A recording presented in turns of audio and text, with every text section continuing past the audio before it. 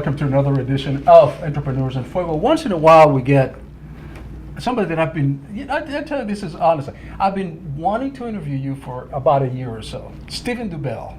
Home, it's great to be image, here. home improvement. I mean, you have your own show and everything else, so I have to ask you. Okay. I've been dying to ask you. Okay. Is it easier to be interviewed or to interview? You know, it's kind of I've been on both sides of the mic, and it's kind of fun either way because you get to learn a lot.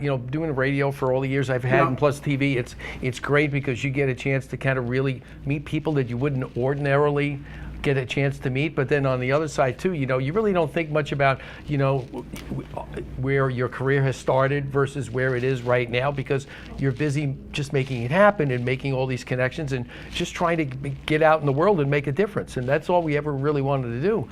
But all these other things just happen to keep coming in front of you, and you just help people, and and before you know it, here I am being interviewed by you. So you've been a staple for here in Phoenix for a long time. So for those of us who not know exactly what you do, explain very shortly. Sure. Well, actually, we started Image Home Improvement, which now is a general remodeling contracting business. But we started back in 1991 as a handyman service, and it was just like because I saw. I got tired of just working for somebody, and I was like, I've had these skills my whole life. Here we are. I moved to Phoenix 2 years earlier. I said, we're gonna try and help people, and we're gonna break out and make a name for ourselves, because I saw too many people doing really, as my good friend used to say, shabby work. Shabby work. Shabby work. So. We started doing things, and as years went by, people said, can you do bigger things for us because we really like the quality of work that you do. Well, to do bigger things, I needed to change my license and become a general contractor. So in '98, we actually became incorporated, and that's when I had my contracting license. So we do both residential and commercial remodeling. Right. But that kind of kept growing and bigger business, and again, so many people, I would come in, either the homeowner decided that they tried to do something and they screwed it up, and now I've got to go back and fix their screw up plus make it right so it looks like it always was the way it should have been. So finally, that's when I said to him, a great way to be able to get the message out more was to become a radio personality and get on the radio and talk about how people should make the right decision when they get into doing remodeling. So that's how we started doing that, and then that led to some TV, and before you know it, we're just out here trying to grow the vision so that we can help more people. This is the cool thing about what you do, and a lot of our successful entrepreneurs that have come through the show repeat it again and again and again, is that you're giving information, you're educating the public about something that we may think we know. Most of us do not know, although we pick up a hammer and we're gonna just nail this thing, but that's not the way you do it. You do it the right way, and you're going to give that information to the public for free. And the end game, of course, is that since you have become such a fixture, such a personality, such an authority, if you will, in what you do, that they would use your services without saying, people, hey, come to me. I am going to sell you this thing in particular. Right. Well, people don't want to be told what to do. Exactly. But if you educate them to make a smart decision, they'll keep coming back to you for more information, and eventually if they want to do something that's above their head, or is, like they like to say, above your pay grade, therefore then all of a sudden they'll pick up the phone and call you because they trust you, and you've developed that trust not just through the radio airwaves but also through television. Again and again and again, I see the successful marketer, the successful business person is the one that triangulates the free information, the education with their business. Right. And it works. It works. It absolutely. I mean, I walked into Lowe's the other day and I was returning something to Lowe's, and she said, I watch you on TV. And I'm like, so I guess I have a face for television besides a face for radio. But but no, seriously, people, they remember you for different reasons, you know. And I think one of the things success that I've had in the media was that, some home improvement projects, if the story is told by somebody, it could be really boring. But I think what our success has been that I actually make it entertaining as well as informative. So this way, that entertaining factor kind of like grabs your attention, so, and you retain that knowledge even longer, because a lot of people, they turn around and say, well, it's bad. You could get really bored by watching paint dry. You people listen to my show or see us on TV, you're not going to get bored, and you're not going to go to sleep. Yeah. Because we're going to keep you engaged in the content as well engaged in our personalities, and you could hear that especially on our radio show. When you developed, which amounts to this particular marketing strategy, which is really pretty genius, at some point you have to clone yourself, basically. I mean, you can't do this whole thing by yourself, and you have to rely on people to assist you in doing this thing. Was that one of the hardest things to do, to be able to kind of delegate a little bit of what you're doing? Because entrepreneurs, we have a hard time doing that. It's tough because you always want to be in control, okay? Because nobody's going to do it as well as you. However, as we grew in the remodeling business, okay, we have really, really great subcontractors that are fully licensed, bonded, and insured. So that's really important. Homeowners need to remember, don't get deceived by like the landscaper coming in and say, oh yeah, we paint a lot, but we can paint your house for you. And then all of a sudden, they paint your house and they didn't do the right prep work. And then before you know it, they're not your landscaper anymore. And as my good co-host Dan Hayden says, you have that taillight warranty. After the light, you can't see him go off in the distance, your warranty is gone. It's gone, man. So you've got to remember that over the years, we've built up a really good subcontractor base, and a lot of those are actually sponsors on my show. Yeah. So therefore, you wouldn't be a sponsor if you weren't a good contractor. You are in a unique position where you must have heard some horror stories. Oh yeah, we talk about them every week on the radio. It's just certain things. I have a homeowner she's a longtime customer. Actually, every time her husband says, I'm going in the garage and I got to go fix this or I got to do this, she's picking up the phone to call you. She says she hands him the phone, and she's like, the first time he did, he's like, well, what's the phone for? He said, you got to call Steve. Don't even try it.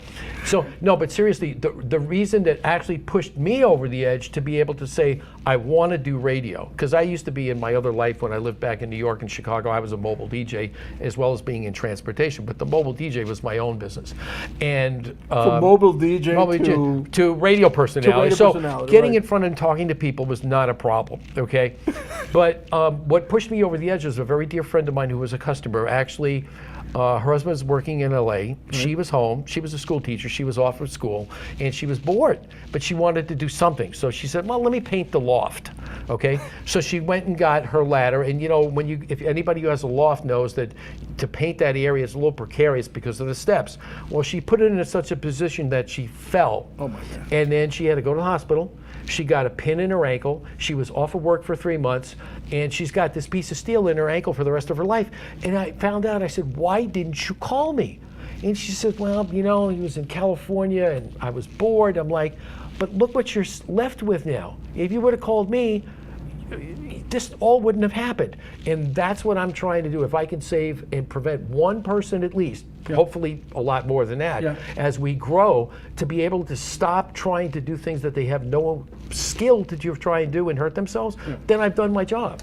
As you grow, what is the biggest challenge that you face in your company, in your entrepreneurial world? What is the biggest challenge that you're facing? I think the biggest thing to face is always going back, trying to be ahead of the curve, so to speak, on the cutting edge of all the new technology that's coming out for homes, for both and business. Automation has got to be one of them. Automation, years ago, how many times we used to leave our home, drive down the street, and then all of a sudden you get to the office and remember, oh, did I close the garage door or not? Now you can just look at your phone. Now you can look at your smartphone and take care of it. So yes, we have to do that, as well as, learning that is one thing, and being able to bring that into a discussion with the homeowner. But on the other hand too, some homeowners, this is like beyond them, because it's like, they're used to, big TVs and VHS recorders, and now we're in the digital age, and some people haven't come further enough along. That's why we actually have our show on digital. That's our main platform, but we also have a segment still on terrestrial radio, because not everybody's made the transition yet. Right. So we still want to be able to reach everybody, but I think the major challenge is to be able to go back and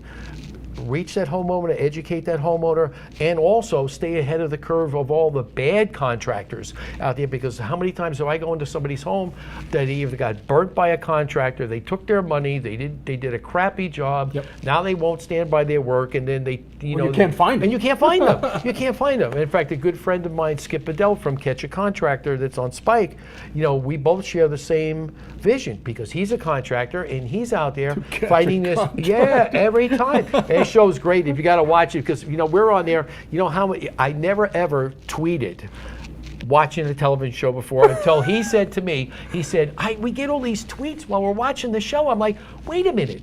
What are you talking about? And he says, no, all the viewers are watching it. And as the TV, as the show moves across the country, he's at it hour after hour. Sometimes he says he's up till like 2 o'clock in the morning because the people in Hawaii are watching the show. That's but so cool. It's so much fun. Like when you sit in front of a TV show and you have a comment or something, you scream at the television set. Yep. Okay. All the time. Now you just take your phone and you tweet it, and it's like all these people, and I'm like, I did it for the first time, and I'm like, It was liberating. It's so much fun. It's hysterical. I'm telling you. And anytime people turn around and say, "You did what?"